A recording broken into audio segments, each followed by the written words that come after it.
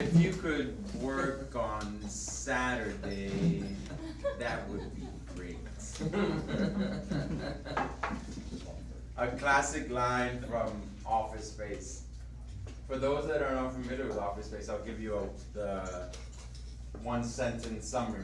It's a satirical comedy created in 1999 that just describes the different negative environments in an office.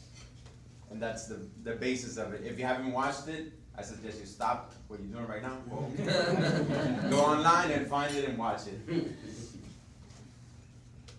The thing about Office Space that I get, there's many lessons learned there. I'll tell you a couple of stories from there and what I extracted from them.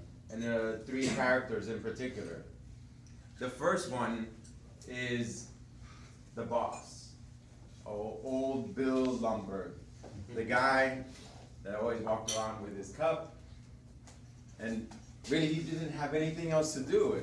Just go around and ask for cover sheets on the TPS reports.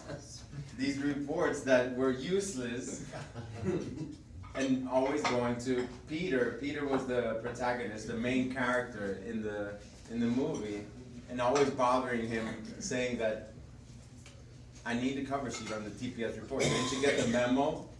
The lesson I think I gather from this is don't make your employees do things that are needless, because you're wasting their time.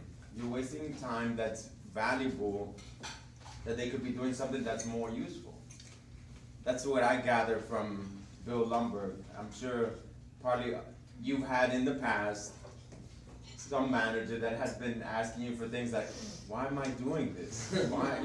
This makes no sense. I know on another occasion related to that, a colleague was creating these PowerPoint slides that he didn't understand. He took days to try to create these PowerPoint slides, gathering data from different sources. In the end, one day he said, I'm not going to do it. And guess what? Nothing happened. So these PowerPoint slides, days were being wasted doing this, but it wasn't necessary. Another character in the movie that I wanted to talk about is, of course, Peter, the main protagonist.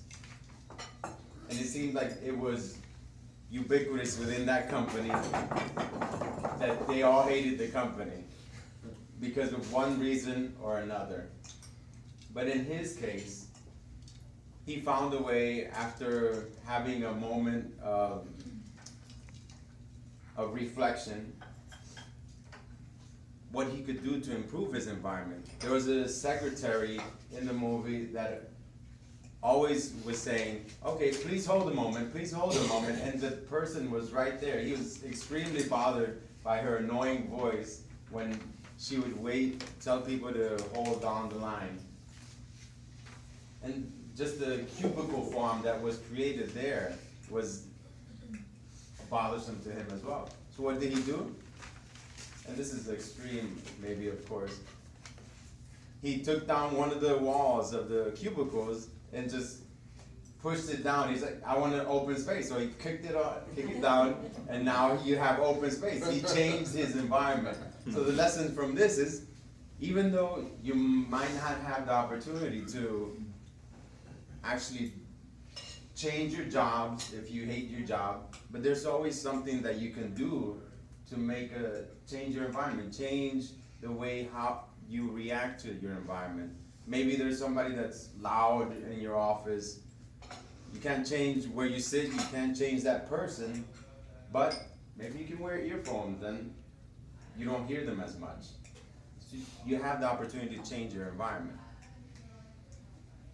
The last character I wanted to describe is Milton. Milton.